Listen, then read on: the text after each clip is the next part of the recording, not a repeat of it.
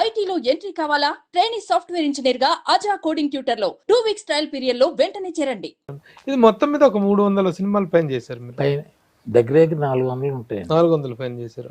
నేను అక్కడ నాకు స్నేహితులు ఎంత సహాయం చేశారు నా లైఫ్లోనండి. ప్రతి టర్న్లోనూ there is hand of some of my friends. అలాగే అక్కడ నాకు భాగవతుల సాంబమూర్తి అని ఒకడు నాకు ఫ్రెండ్ అయ్యాడు. ఎందుకు ఓయ్ మన బాలచంద్ర గారు తెలుగు సినిమా తీస్తున్నారు, అవళ్ళు ఊరు తొడరు కథ అని తమిళది, అంతులేని కథ అని తెలుగులో చేస్తున్నారు, ఒకసారి వీళ్ళు కలుద్దాం పదా అన్నాడు. బాలచంద్ర అంటే ఆయన తెలుసు, ఆయన అంతటి వాడు. సరే వీడు తోడు అప్పుడే చెప్పాడు. ఆయనకి అసోసియేట్గా చేసే శర్మ గారు అని ఉన్నారు, ఈరంకి శర్మ, ఆయన నాకు తెలుసు, పరిచయం బాలచంద్రతో పరిచయం చేయడానికి వీళ్ళు చాలరు. అసోసియేట్ డైరెక్టర్ ఈరంకి శర్మ గారికి పరిచయం చేశాడు. కూర్చొని నమస్కారం వేళ విశేషం అండి, ఇంకేం కాదు, మనం ఏదో అనుకుంటాం మన గొప్ప, నథింగ్, టైం టైం టైం. పంచమహాభూతాలు అంటాం కదా, పృథ్వీ జలము అది ఇది, ఇవన్నిటినీ కంట్రోల్ చేసే మహాభూతం కాలం అండి, టైం టైం. దానికి ఇంకా ఇది లేదు. ఆయన కలిసిన వేళ విశేషం for some reason he liked me. వీళ్ళాడు బాలచంద్ర పరిస్థితి ఇది అయింది, వేశాను బాలచంద్రతో. అంతులేని కథ చేశారా? అంతులేని కథలు ఏమైందంటే, మీకు అంతులేని కథ గుర్తుందా? లాస్ట్లో కమల్ లాస్ట్లో వస్తాడు, గుర్తు, కమల్ హాసన్. ఆ వేషం అనుకున్నారు నాకు తెలుగులో. అప్పుడు నేను ఈ జులపాలు అవి పెంచుకొని కొంచెం నార్త్ వాళ్ళ ఉండేవాడిని అనుకున్నారు. అయింది. నేను వాళ్ళతో వైజాగ్ వెళ్ళా, వాళ్ళకి లొకేషన్స్. కమల్ హాసన్ గారు చేసిన క్యారెక్టర్ మీరు అనుకున్నారు? ఆ కమల్ హాసన్ చేసిన క్యారెక్టర్ నాకు అనుకున్నారు. అప్పుడు కమల్ లేడు, కమల్ ఉన్నాడు. అంటే ఈ సినిమాలో లేడు. వైజాగ్ వెళ్ళాం, వైజాగ్ లో లొకేషన్ చూపించడం అవన్నీ, బికాజ్ వైజాగ్ మా ఊరు కదా, చూపించడం అయిపోయింది. నా పాత్ర మాత్రం మద్రాసులోనే, ఎందుకంటే ఇండోర్లో ఇది, అక్కడ కాదు మద్రాసు. వాళ్ళతో అంతా ఉండి వాళ్ళతో పాటు కంప్లీట్ షెడ్యూల్ అంతా అక్కడే, నా పనే పాట. తిరిగి వచ్చిన తర్వాత ఏదో డేట్, పలానా డేట్కి ఉంటుందని. ఇందులో ఆయనకి I think his name Anant అనే ఒక రైటర్, బాలచంద్ర గారికి ఆల్మోస్ట్ రైట్ హ్యాండ్. ఆయన తమిళ్లో అంత క్యారెక్టర్ ఊరు స్మాల్ హీరో పనియాచి, ఒక చిన్న హీరో స్టేచర్ ఉన్నవాడు తీసాడు. అలాగే ఇక్కడ కూడా ఉంటే బాగుండేమో అన్నాడు, నాలాడు కొత్తవాడు కాకుండా.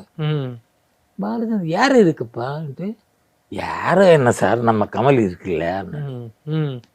మన కమల్ ఉన్నాడు కదా, కమల్ అంటే కమల్, రజనీ, బాలచందర్ అంటే వేదం.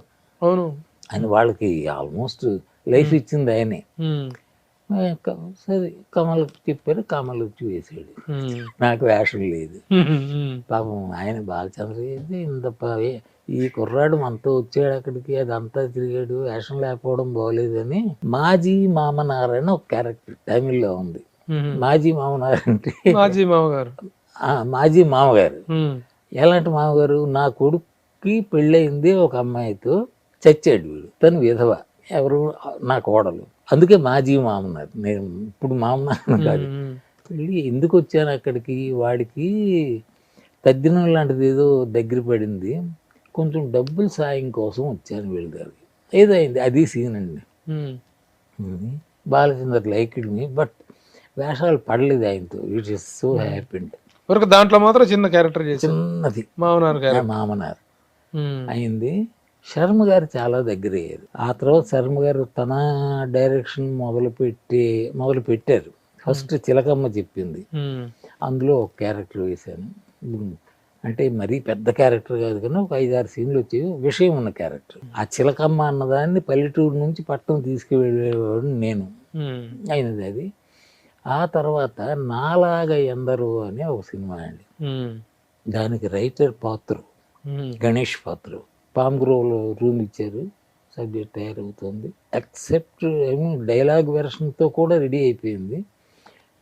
నాకు పాత్ర బాగా తెలుసు, విశాఖపట్నం వాడు బాగా చాలా బాగా తెలుసు. ఆవేళ కంప్లీట్ రీడింగ్ ఇచ్చాడు. లక్ష్మీ ఫిల్మ్స్ డిస్ట్రిబ్యూటర్స్, ఆయన ఎవరో ఉన్నారు, ఆయన పేరు లింగమూర్తి గారు అబ్బాయి. ఓకే. ఆయన ఉన్నారు. ఓకే అంటే ఓకే అనుకున్నారు, అయిపోయింది. అంత అయిపోయింది కదా, ఇప్పుడు ఆ కాస్టింగ్ కూడా ఒకసారి అనేసుకుందాం అన్నారు. అందులో Narayanarao hero, that is confirm. Narayanarao అంటే లక్ష్మీ ఫిల్మ్స్ ఇది ఉంది, ఆఖరిని ఉంది ఆ ముసలాడి వేషం. ఆ ముసలాడి వేషం కూడా ఏదో ఆయనసుకుంటే అన్నాడు. అంటే ఆయన దృష్టిలో గుమ్మడి గారు వాళ్ళు ఉన్నారు, ఈయన పాన్ వేస్తాడు అని అంత క్యారెక్టర్ తెలుగులోని ఆ వేషం నేను మన హేమసుందర్ వేస్తాడు. శర్మ గారు సరే, ఆయన ఇలా కూర్చుని టక్కున లేచాడండి. అదేంటిది ప్రొడ్యూసర్ అదేంటి సార్ మనతో ఉన్నాడు, ఈ వేషం ఇద్దాం కదా. ఆ వేషం అంటారేంటి, బ్రతుకుంటే రంగారావు గారు తీయాల్సిన వేషం ఏదో. మొత్తం ఈయన బాలచంద్ర స్కూల్ తాపట్టిన కుందేలుగు మూడే కాళ్ళు మాట అన్నాడంటే అంతే, తప్పుతో ఒప్పుకున్నాడు. అది నాలాగేంద్రు అండి. నాలాగేంద్రు మీకు బెస్ట్ యాక్టర్ గా నంది అవార్డు దానిలోనే వచ్చింది. బెస్ట్ యాక్టరా? Best actor, best character artist లేదు, బెస్ట్ యాక్టర్. బెస్ట్ యాక్టర్ నేను బెస్ట్ యాక్టర్ని. నా కూతురు రూప, ఇప్పుడు రూపా అది నా కూతురు, దానికి బెస్ట్ యాక్ట్రెస్ అది వచ్చింది. చాలా అవార్డ్స్ వచ్చినాయి సినిమాకి, దగ్గర 6-7 వచ్చాయి అవార్డ్స్ వచ్చినాయి. ఒక రకంగా ఊడ్చేసాము అన్ని. ఆ రోజుల్లో అవార్డ్స్ అన్ని కూడాను ఎక్కువగా స్టార్ ఓరియంటెడ్ గాను, పాపులర్ కాకుండా సినిమా కంటెంట్ ఓరియంటెడ్ గా. అది కూడా కాదండి, అది మామూలుగానే ఉండేవి.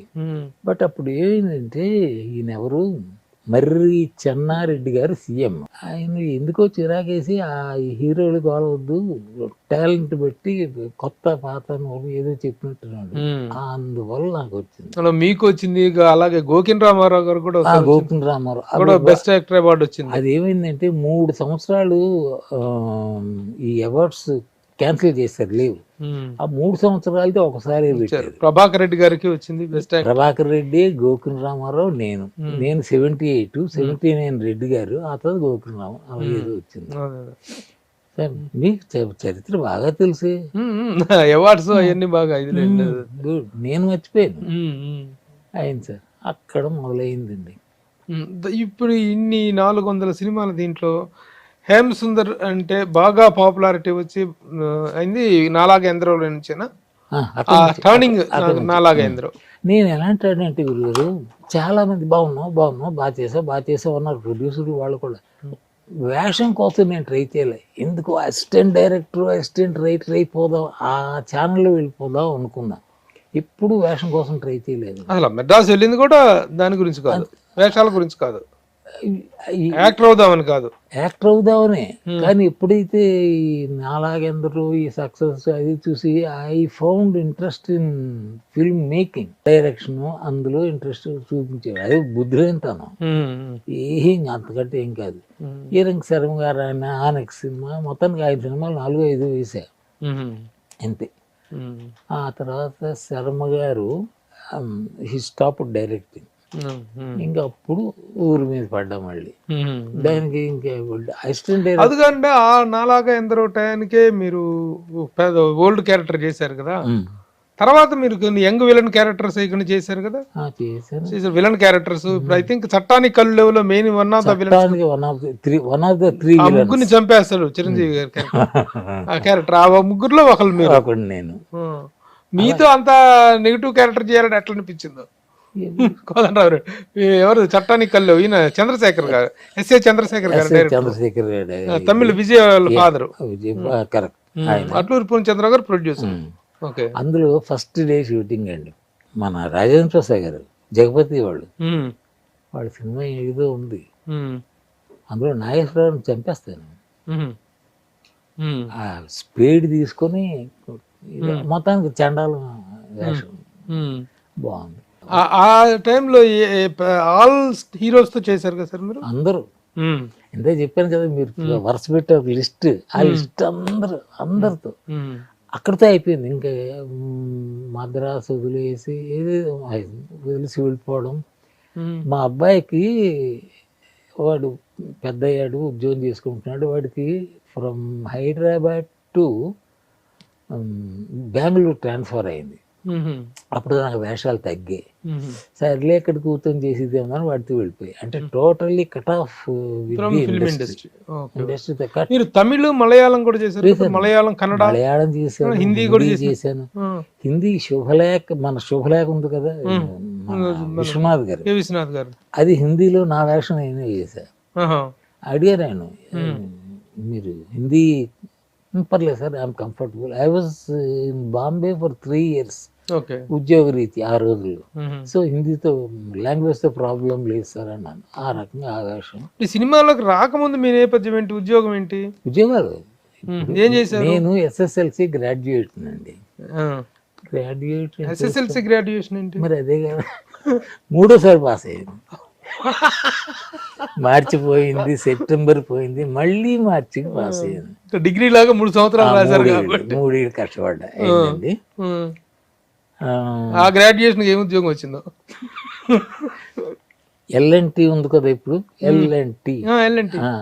అది వైజాగ్లో వాళ్ళు ఈ పోర్ట్ బెర్త్స్ కట్టేవారు.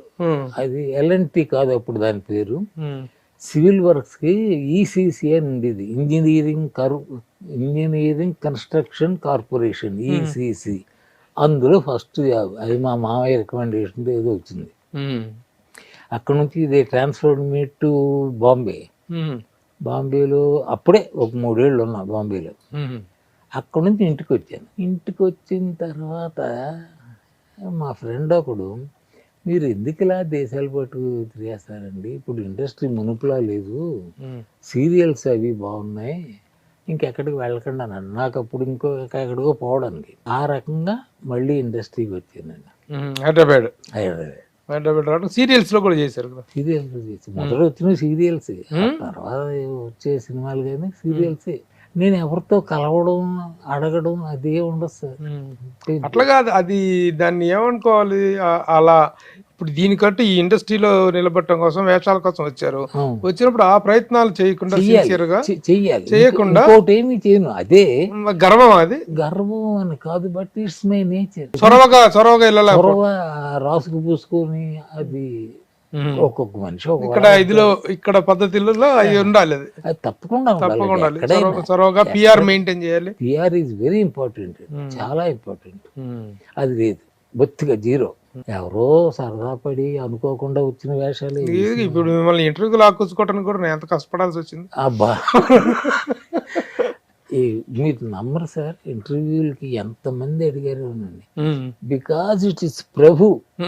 అయితే నాకు ప్రభు అంటే ఒక గౌరవం ఏదో ఉంది. Very good opinion about. అందుచేత వేస్తున్నానండి. Most probably this is my last interview. అయ్యో, ఇవ్వనండి. నాకు ఇంకేం కాదు, సిగ్గేస్తుంది. చెప్పడానికి ఏముంది? ఇప్పుడు నిజంగా మీలాంటి సీనియర్ నన్ను అభినందిస్తూ నా బుక్ చదివి రాసిన మీరు ఇంటర్వ్యూ ఎక్కడి నుంచో ఎక్కడికి, శూన్య నుండి శిఖరాగ్రాలు, శూన్య ఎంత చక్కగా ఉందండి. మీరు అంత రైటర్ అని నాకు తెలియదు. రియలీ నాకు ప్రభు గారు అంటే ఏదో జర్నలిస్ట్, అదే సినిమా కబుర్లు రాసుకుంటారు అనుకున్నా. That's what I thought. But you're very good writer. Thank you sir. ఆ బుక్ ఇచ్చినప్పుడే మీరు నన్ను అభినందిస్తూ మాట్లాడారు.